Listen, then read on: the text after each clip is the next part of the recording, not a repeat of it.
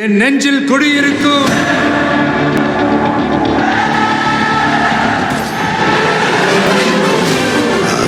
தளபதி. என்னை பொறுத்த வரைக்கும் இது ஒரு நல்ல விஷயமாக தான் நான் பார்க்குறேன். டிவிகேக்கு என்ன, டிவிகே என்பது ஒரு தூய சக்தியாகவே இருக்கணும்னு நான் நினைக்கிறேன் தேர்தலில். அப்போ தான் அது ஒரு மாற்று சக்தியாக வர முடியும். திமுக அதிமுகவில் இருக்கிற கழிச்சடை கசடை எல்லாத்தையும் தூக்கி இவங்க போட்டாங்கன்னா அது இவங்களுக்கும் கெட்ட பேர் வரும். இவங்களுக்கு மாற்று சக்தின்னு சொல்கிறதுக்கான அருகதை இல்லாமல் போகும், அபாயம் ஏற்படும்.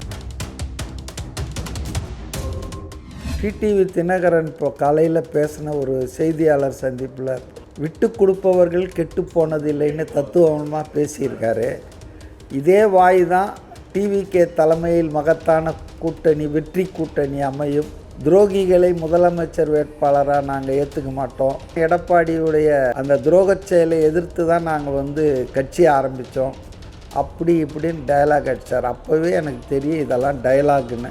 நான் ஆரம்பத்திலே கூட செங்கோட்டையன் கொஞ்சம் ரொம்ப ஆர்வத்தோடு இந்த டிடிவி ஓபிஎஸ் இவங்களோடலாம் பேசிகிட்டு இருக்காரு கொண்டு வர்றதுக்குன்னு வரும்போதே ஐயோ என்ன தப்பு பண்ணுறாங்களே, டிவிகேல இவங்கெல்லாம் சேர்ந்தா இவங்க மேலே இருக்கிற இந்த கரைகள் களங்கங்கள்லாம் கரைப்படாமல் இருக்கிற அந்த டிவிகேவை கரைப்படுத்திருமேன்னு ஒரு அச்சத்தில் இருந்தேன்.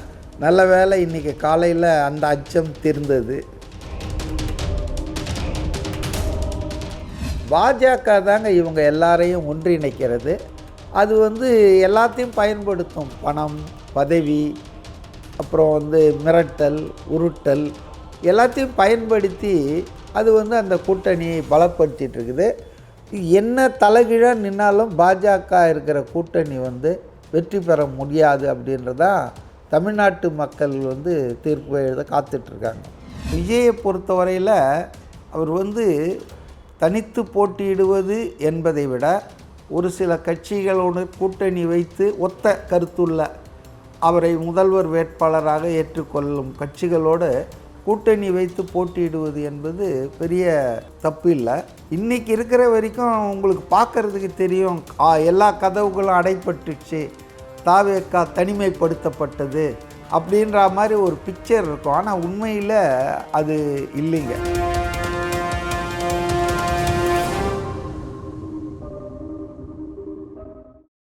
வணக்கம், இது செகண்ட் ஃப்ளோர் தமிழ். இன்றைக்கி அரசியல் ஆலோசகர், அரசியல் விமர்சகர் திரு மதிவாணன் அவர்கள்கிட்ட நம்ம நேர்காணலில் கலந்துரையாட போகிறோம். வாங்க வீடியோக்குள்ளே போகலாம். சார் வணக்கம். சார் வணக்கம். சார் 2026 தேர்தலை ஒட்டி நம்ம நெருங்கிய அந்த காலகட்டத்துக்குள்ளே வந்துட்டோம். இப்போவே அந்த கூட்டணி பேரங்கள், பேச்சுக்கள் எல்லாமே அஃப்கோர்ஸ் அந்த லாஸ்ட்டு செட்டில்மெண்ட் வரைக்கும் போயிடுச்சு. நிறைய கூட்டணியில் ஃபஸ்ட்டு தாவேகா சைடு வருவேன்னு சொல்லிக்கிட்டு இருந்த இப்போ டிடிவி தினகரன் திரும்ப என்டிஏக்கே போகிறதா தெரியுது. ஓபிஎஸ் ஆதரவாளர்கள்லாம் டிவிகே சைடு வருவாங்க, கருத்து கணிப்பெல்லாம் அவங்க உள்ளலாம் நடத்த அந்த படிவெல்லாம் நிரப்புனாங்க அப்படிலாம் தகவல்லாம் இப்போ கடைசியில் அவங்களும் என்டிஏ சைடு தான் போகிற மாதிரி தெரியுது. என்ன சார் நடக்குது? டிவிகே சைடு இப்போ யார் தான் வருவா? டிடிவி தினகரன் இப்போ காலையில் பேசின ஒரு செய்தியாளர் சந்திப்பில் நான் கேட்டேன். விட்டு கொடுப்பவர்கள் கெட்டு போனதில்லைன்னு தத்துவமாக பேசியிருக்காரு. இதே வாய் தான் டிவிகே தலைமையில் மகத்தான கூட்டணி, வெற்றி கூட்டணி அமையும். துரோகிகளை முதலமைச்சர் வேட்பாளராக நாங்கள் ஏற்றுக்க மாட்டோம். துரோகத்தை எதிர்த்து தான் எடப்பாடியுடைய அந்த துரோகச் செயலை எதிர்த்து தான் நாங்கள் கட்சி ஆரம்பித்தோம். அப்படி இப்படின்னு டயலாக் அடித்தார். அப்போவே எனக்கு தெரியும் இதெல்லாம் டயலாக்னு. இன்றைக்கி பிஎஸ் கோயிலை சந்திக்க போயிட்டுருக்காரு, என்டிஏல இணைவார். அதனால் என்னை பொறுத்த வரைக்கும் இது ஒரு நல்ல விஷயமாக தான் நான் பார்க்குறேன் டிவிகேக்கு. என்ன, டிவிகே என்பது ஒரு தூய சக்தியாகவே இருக்கணும்னு நான் நினைக்கிறேன் தேர்தலில். அப்போ தான் அது ஒரு மாற்று சக்தியாக வர முடியும்.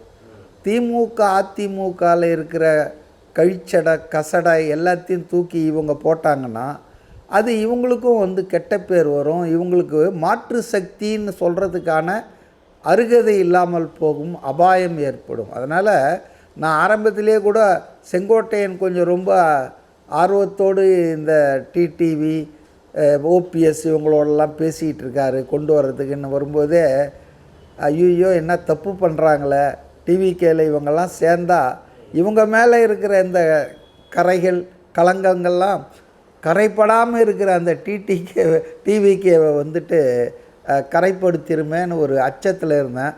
நல்ல வேளை இன்றைக்கி காலையில் அந்த அச்சம் தீர்ந்தது. அது ஒன்றும் பெரிய விஷயம் இல்லைங்க. அதாவதுங்க இவங்கெல்லாம் ஸ்பென்ட் ஃபோர்ஸுங்க. ஒரு குறிப்பிட்ட ஜாதியின் பெயரை சொல்லிக்கொண்டு தாங்கள் அந்த பகுதியில் தென் மாவட்டத்தில் ஆளுங்கன்னு சொல்லி கதை விட்டுட்ருக்காங்க. அது பெரிய உண்மை இல்லாத ஒன்றுன்றது இந்த தேர்தலில் நிரூபிச்சிருவாங்க 2026.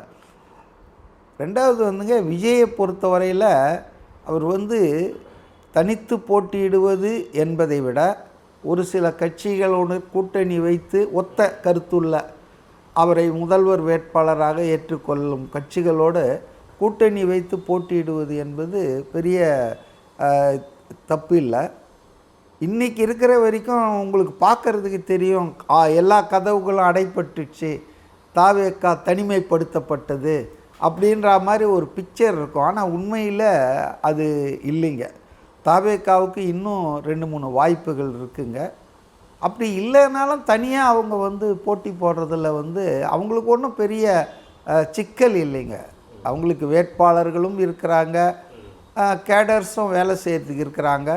அதனால் எனக்கு என்னவோ எந்த விதத்திலும் இந்த தேர்தலை சந்திக்க அவங்க தயாராக தான் இருக்காங்க, தயாரிப்பு நடவடிக்கையில் தான் இருக்காங்கன்னு நான் நினைக்கிறேன்.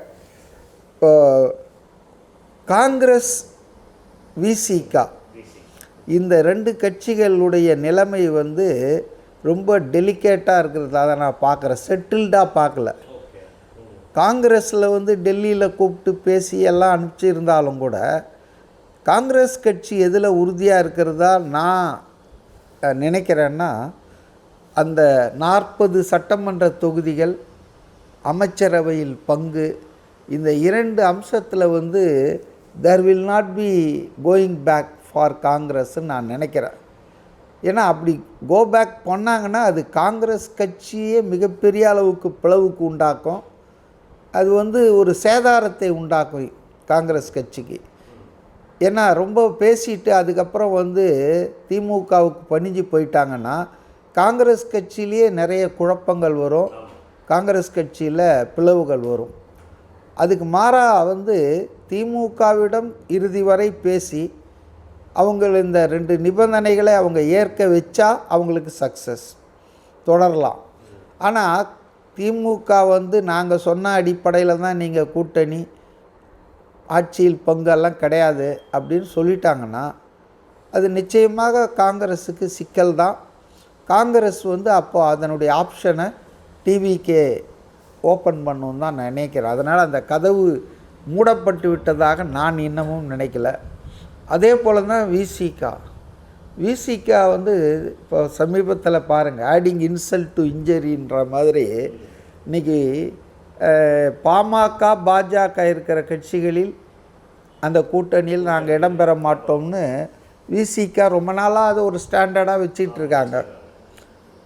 அப்போ இப்போ ராமதாஸை சேர்த்துக்கணும்னு சொல்லி திமுகவில் ஏராளமான ஏற்பாடுகள் முஸ்தீபுகள் பண்ணி அமைச்சர்களெல்லாம் விட்டு அட்வான்ஸ் டாக்ஸ்லாம் நடத்திட்டாங்க.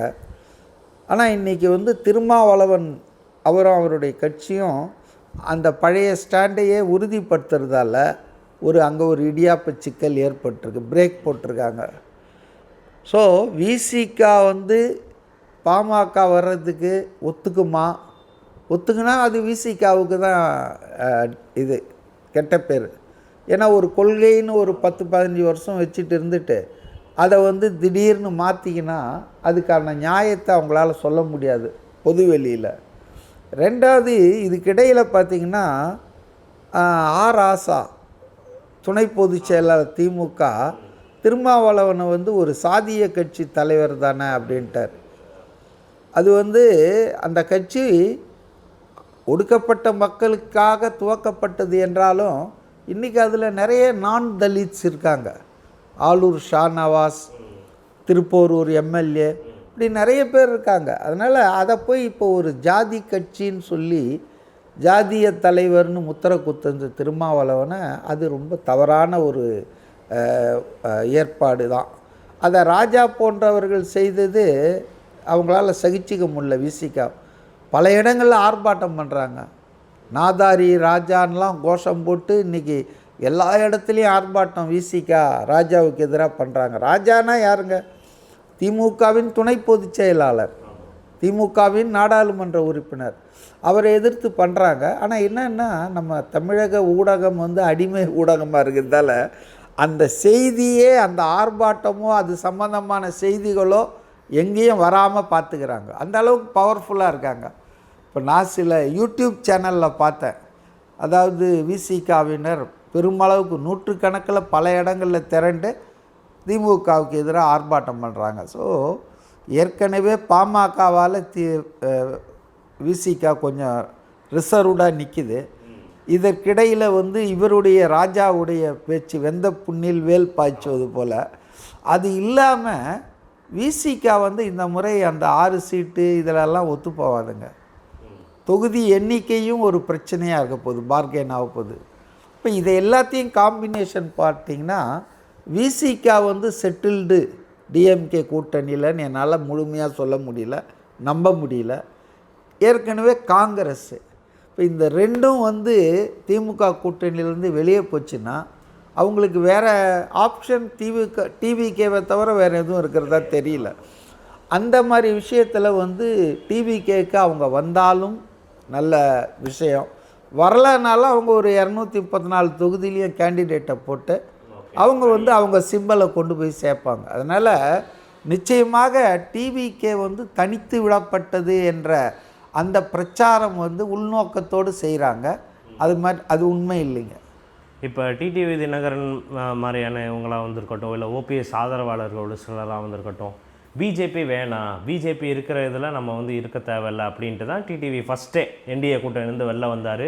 ஏடிஎம்கேவுமே தலைமை சரியில்லைன்னு விமர்சனம்லாம் பண்ணியிருந்ததை தான் பார்த்துருப்போம். திடீர் மனமாற்றம் இப்போ என்னவா இருக்கும்ன்ட்டு நீங்கள் வந்து நினைக்கிறீங்க? அவங்கெல்லாம் வந்துங்க பாஜகவை ஏற்றுக்கொண்டவர்கள் தாங்க. பல காலங்களில் பல தண்டனைகள். இப்போ அன்புமணி ராமதாஸுக்கு என்ன பிரச்சனை யோசிச்சு பாருங்கள். பாஜக வந்து தலையில் கத்தி மாதிரி தொங்கிட்டு இருக்குது இவங்களுக்கெல்லாம். எல்லாருமே பேசுகிறதெல்லாம் வீரம் பேசுவாங்க. ஆனால் சிபிஐ வழக்குகள், ஊழல் வழக்குகள்லாம் அவங்க பாஜக வந்து ஒரு ஃபாசிஸ்ட் ஆர்கனைசேஷன். யாருக்கு என்ன பிரச்சனை கொடுக்கணும் அப்படின்னு சொல்லி கணக்கு பார்த்து அடிப்பாங்க. ஸோ அதனால் இது வந்து இப்படி தான் நடக்கும்ன்றது எல்லாருக்குமே தெரியுங்க. ஆனானப்பட்ட எடப்பாடியே வீரவசனெல்லாம் பேசிகிட்டு இருந்தார். அவரே போய் 5 கார் மாறி அமித்ஷாவை பார்த்து தமிழ்நாட்டின் நலனுக்காக மனு கொடுக்க வந்தேன்னு சொன்னார் பாருங்க. அதனால் பாஜக தாங்க இவங்க எல்லாரையும் ஒன்றிணைக்கிறது. அது வந்து எல்லாத்தையும் பயன்படுத்தும். பணம், பதவி, அப்புறம் வந்து மிரட்டல், உருட்டல் எல்லாத்தையும் பயன்படுத்தி அது வந்து அந்த கூட்டணியை பலப்படுத்திட்டு இருக்குது. என்ன தலைகீழாக நின்னாலும் பாஜக இருக்கிற கூட்டணி வந்து வெற்றி பெற முடியாது அப்படின்றதான் தமிழ்நாட்டு மக்கள் வந்து தீர்ப்பு எழுத காத்துட்ருக்காங்க. என் நெஞ்சில் குடியிருக்கும்